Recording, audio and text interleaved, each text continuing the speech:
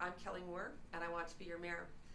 Yesterday at 6 p.m. I released my transportation platform. Transportation is very important to us. Currently, 86% of all commuters in Saskatoon use their vehicles. 5% take the bus, 2% commute on bikes, and 5% walk. Saskatoon has among the highest portion of commuters using cars anywhere in Canada, and that shows the wear and tear on our streets. Roadways are not only very expensive to build and maintain, but busy roads decrease property values and reduce the quality of life for those nearby. We can't build ourselves out of congestion. We must focus on transit. Most of us don't take the bus because it's less convenient than the alternatives, and this is only because it's been neglected by the city and has not received the attention that it requires. Successful large cities require a mix of transit. We need to have private passenger vehicles, of course, but we also need to make sure that we have transit, we have active transportation and other modes to get to where we need.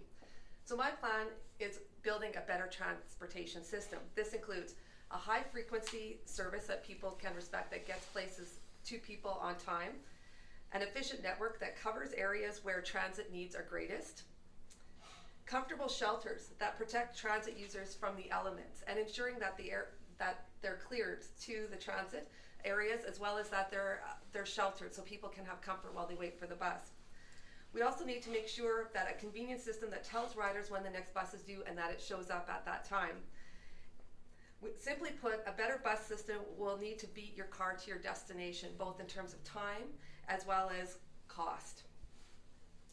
I also wanted to talk today, though, about access transit. And the fact that our situation right now is that people who want to use to get to a destination that are living with a disability, they need to book their transit a week in advance. And that's not efficient, it's not effective, and it creates a different and unequal system for people with disabilities. We need to value that all people in Saskatoon are able to have access to transit and to get to where they need to, like anybody else. I see us needing to put much more investment in our transit services and in our accessible transit. We also have created actually duplication in our accessible transit services. Many organizations that serve people with disabilities, they have their own transportation systems.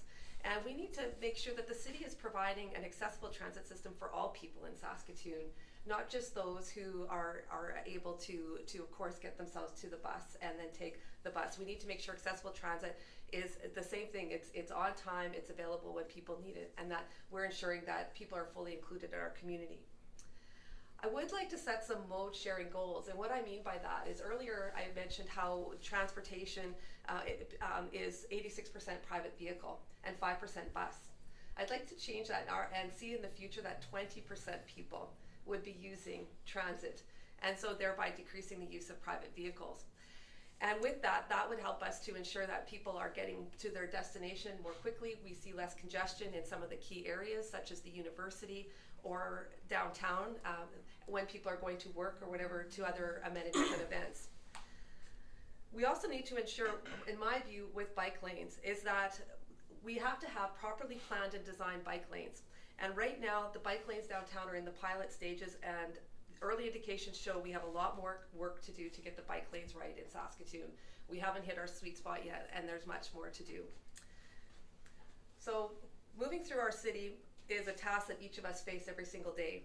We need to invest in a transportation system that is effective as well as cost efficient for our residents. Thank you for your time. So what do you plan to do to make transit more accessible and have ultimately, like you say, 15% more people? Well, I guess it would be 300%. Yeah. For me, it's making it a priority.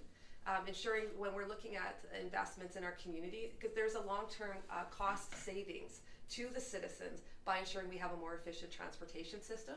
So it would be ensuring that we have a financial plan for investment, and that it is prioritized when it does come to the table. The City of Saskatoon does have a transit plan right now, a 5-year plan.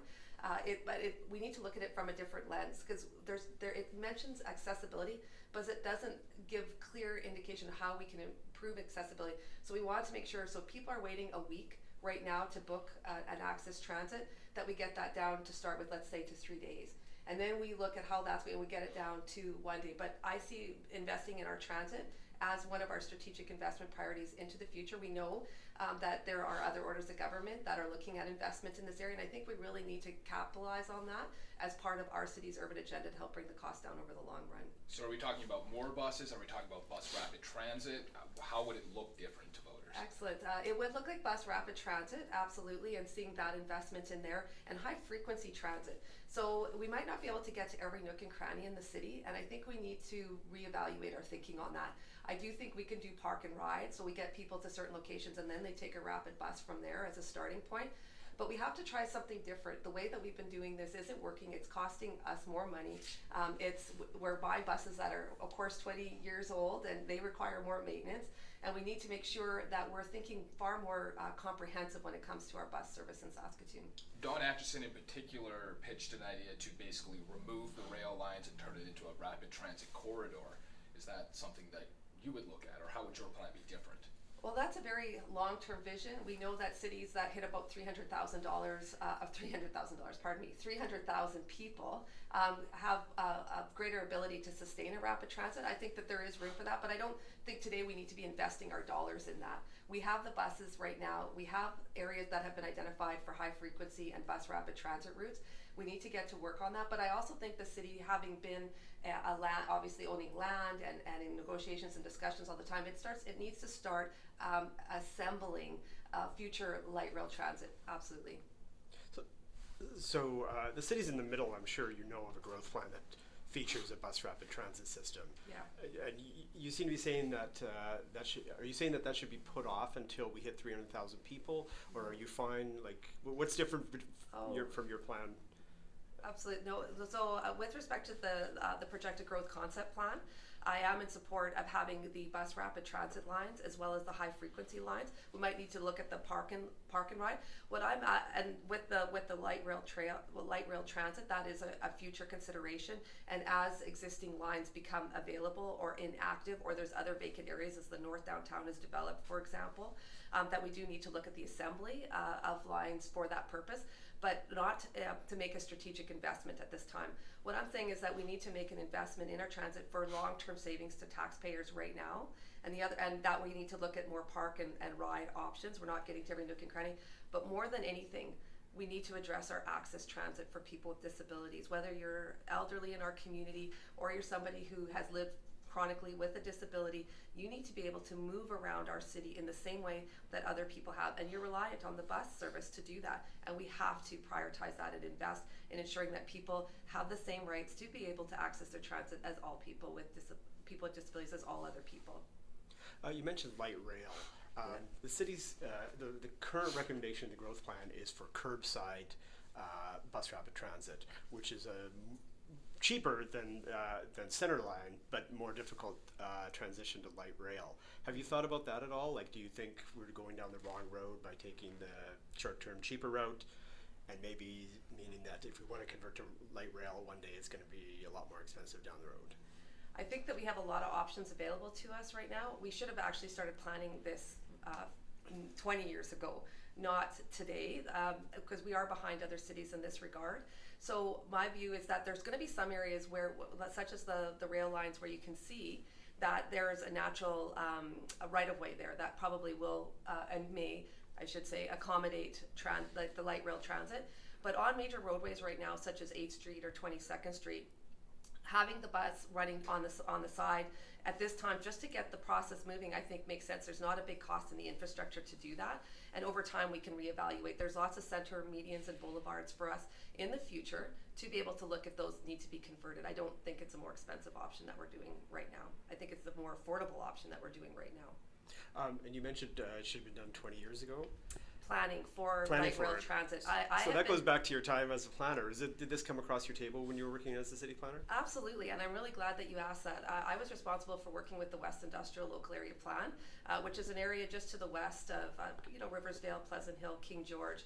And at that time, in that plan, I wrote that there's several corridors in there that should be considered for future transit routes. And so at that time, I was advocating it. The city was convinced that that was a little too early to be thinking, but if all we needed to do was look at our projected growth to know that someday we were going to get there. And what just happened in June? We released a plan for 500,000. So we're only 40,000 away. So I think we should have started earlier.